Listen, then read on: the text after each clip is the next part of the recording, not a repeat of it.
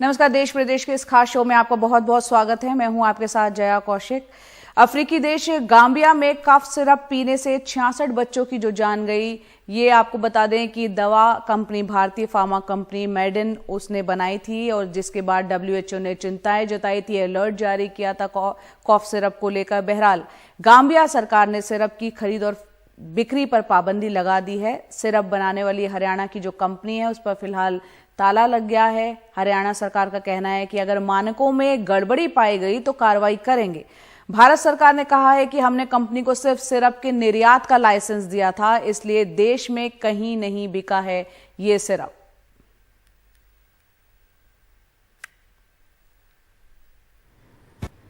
66 बच्चों की मौत का आरोप छोटा नहीं होता। इससे पैदा सवालों के जवाब तलाशने भारतीय ड्रग रेगुलेटर और हरियाणा के ड्रग कंट्रोलर की टीम मेडन फार्मा के सोनीपत के मैन्युफैक्चरिंग यूनिट पहुंची। स्वास्थ्य मंत्रालय के सूत्रों से मिली जानकारी के मुताबिक शक के घेरे में आई चारों दवाइयों के सैंपल ले लिए गए हैं। इसकी जांच के नतीजे 2 दिनों में आएंगे। हालांकि WHO की एडवाइजरी को लेकर स्वास्थ्य मंत्रालय की कुछ आपत्तियां भी हैं। सूत्रों के मुताबिक WHO ने एडवाइजरी जारी करने से पहले नियमों के मुताबिक भारतीय रेगुलेटर को न तो दवा के लेबल की फोटो दी और न ही उसके बैच की जानकारी। स्वास्थ्य मंत्रालय इस बात को भी देख रहा है कि ये चारों कोल्ड और कफ सिरप गाम्बिया ही भेजे गए या देश में कहीं और भी किसी दूसरे देश में भेजी गई दवा टेस्टिंग के बाद ही प्रयोग में लाई जाती है। तो WHO बताए कि बाजार में उतारने से पहले क्या इन चारों दवाओं की जांच गाम्बिया में की गई थी। हम फिलहाल नेताजी सुभाष पैलेस में जो पीतमपुरा में यहीं पे कॉर्पोरेट ऑफिस है मेडन फार्मास्यूटिकल्स लिमिटेड का, और यहाँ पे आप देखिए कि फिलहाल जो है ये सुबह में ये बताया गया कि ये ऑफिस खुला जरूर था, लेकिन अब ये बंद कर दिया गया है। इस पे ताला लगा हुआ है। यहाँ पे कोई फिलहाल मौजूद नहीं है, लेकिन आरोप इसी कंपनी को लेकर लगा है कि जिसमें इसके कफ सिरप कोल्ड और कफ सिरप पीने के बाद जो है वो बच्चों की मौत हो गई। WHO ने प्रेस कॉन्फ्रेंस करके कहा कि लोग promethazine oral solution, Kofexmalin baby cough syrup, Makoff baby cough syrup और मग्रिप एंड कोल्ड सिरप के प्रयोग से बचें। WHO ने आज 4 कफ सिरप को लेकर एक अलर्ट जारी किया है। WHO के मुताबिक गामीबिया में इन 4 कफ सिरप के इस्तेमाल से किडनी की समस्याएं और 66 बच्चों की मौत हुई है।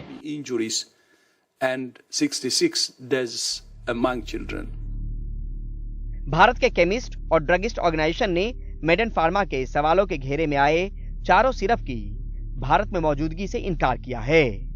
WHO ने गाम्बिया में जो 4 कफ सिरप देखी हैं जिसपे बच्चों की कुछ डेथ्स हुई हैं, इसके बारे में हमने पता किया है कि जो मेडन फार्मास्यूटिकल सोनीपत कंपनी है वो केवल एक्सपोर्ट में है, देश में उसका कोई मार्केटिंग नहीं है। फिर भी हमने एहतियात के तौर पर DCGI को भी यह पूछा है कि अगर हमें देश में कुछ इसके प्रति हमारे केमिस्टों को 9,40,000 केमिस्टों को आगाह करना है तो हाँ हमें बताएं ताकि हम अपने लोगों को सूचित कर सकें।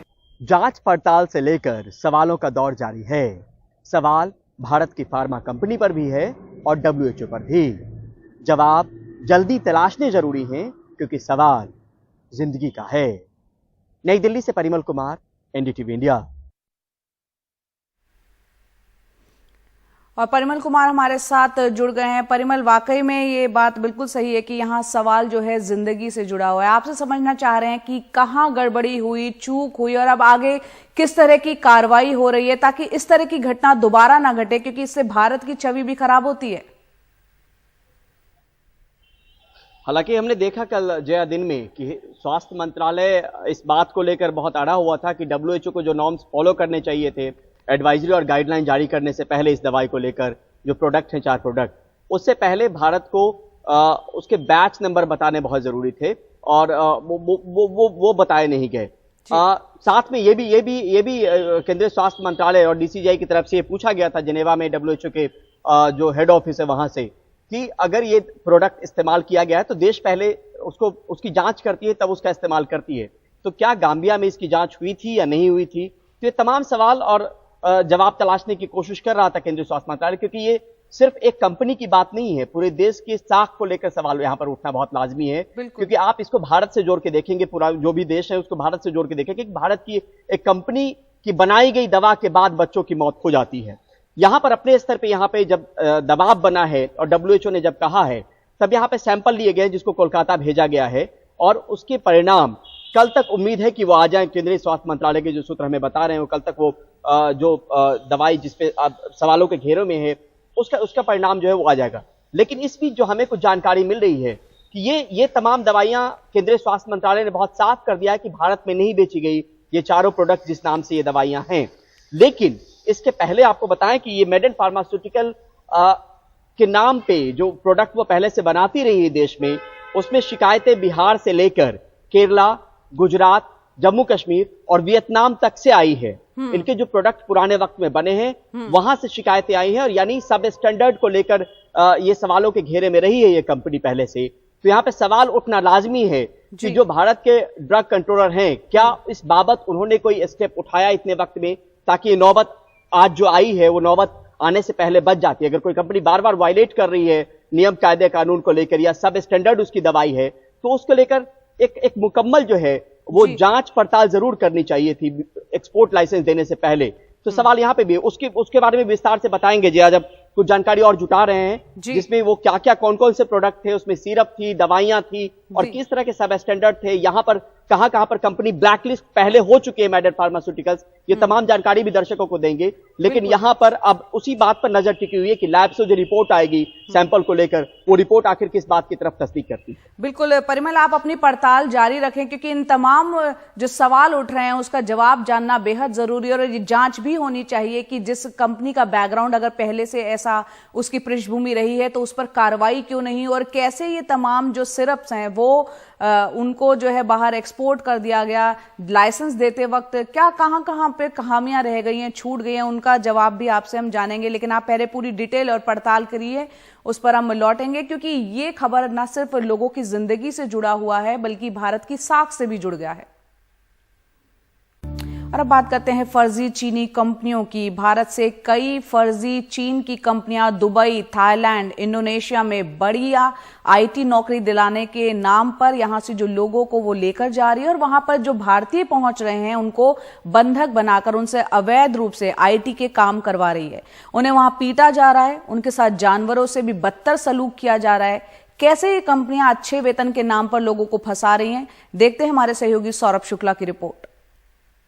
मेरा ये दूसरा जन्म है। अभी 2 तारीख को मेरा बर्थडे था। फैमिली वालों ने कहा है कि बेटा तेरा दूसरा जन्म है ये।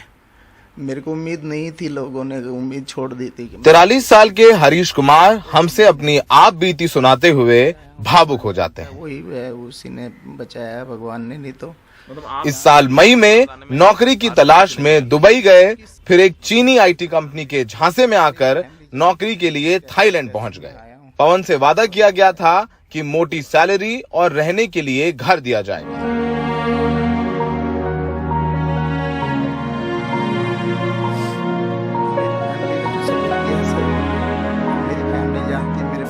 लेकिन थाईलैंड पहुंचते ही उनके होश उड़ गए। गम छोटा वर्ड है।